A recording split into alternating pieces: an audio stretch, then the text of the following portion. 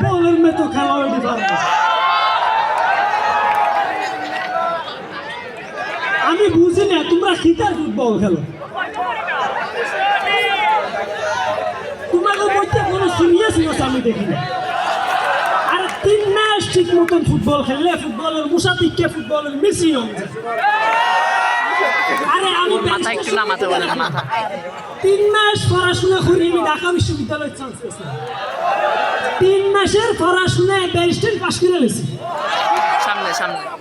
আরে ভাই শুনো, আমি তুমি করে কই, আমার এখনো মনে আছে যখন আমি ইন্টারের পরীক্ষার সময় ঢাকা কলেজত পড়ি, তো যেই সিটটাতে আমি থাকতাম আমার উপরে মানুষের ঘিন্নে গেছিল। একটা সিট, একটা মশারি, আর টেবিলের উপরে একটা অরলিক্সের ডিব্বা আছে। ওই অরলিক্সের ডিব্বাতে অরলিক্স খাইয়া কোনো মতো জান্ডা বাসায় পরীক্ষা দিছিলাম। আরে ভাই যাতে ওনার খেতাটাও ছিল, আমার লগে সিটাও বাইদুল কাদের ভাই থাকতো। ওনার আরে হুনা ওনার ঘুমাইলে লুঙ্গিটা খুললে গাদ্দি কতুর ঘুমাইতাম। আমি কইলে তো তোমরা বিশ্বাস করতাম না। এটা হেসা একটা কথা কই, আমার একটা টাকা পয়সা নেই। আজকের ব্যারিস্টার সম্বন্ধে যে তোমরা দেখো 47 লাখ টাকার গাড়ি দিয়ে আয় যায়, আমার টাক মাথাটা লাভ দিয়া কই বাবা একটা টাকা আমার নেই, একটা টাকা আমার বাপের নেই। এটা সরকারি গাড়ি। আমার খালি 13টা গরু আছে। তোমরা যদি সিরিয়াসনেস দেখাইতে পারো আমার কথা দেও সুন্দর মতো খেলবাই, আমি কথা দিতেছি আমার 13টা গরু বিচ্ছে তুমি পিছনে টাকাটা নিব। আরে ভাই শুনো, লাগলে আমার বউ মিষ্টি টাকা দেবো। তো তোমরা কথা দেও সুন্দর মতো খেলবাই, কথা দিবেনি? কথা দিলেনি? আচ্ছা যাক ঠিক আছে, খুশি হলাম। পুরো জয় বাংলা হয়ে গেছে। এমন স্বাধীনতাই কি আমরা চেয়েছিলাম?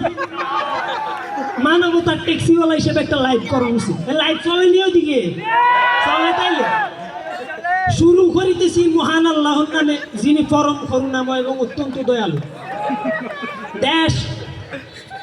দেশ ও দেশের বাইরে থেকে যে বাইরে আমার দেখতেছেন, হিন্দু ভাইদের প্রতি আদাব, মুসলমান ভাইদের প্রতি সালাম, আর সকল বইনের প্রতি ভালোবাসা। আচ্ছা কাজের কথায় আই, আমার যারা শুভাকাঙ্ক্ষী আছেন, ফলোয়ার আছেন, তাদের উদ্দেশ্য করে কিছু কথা বলতে চাই।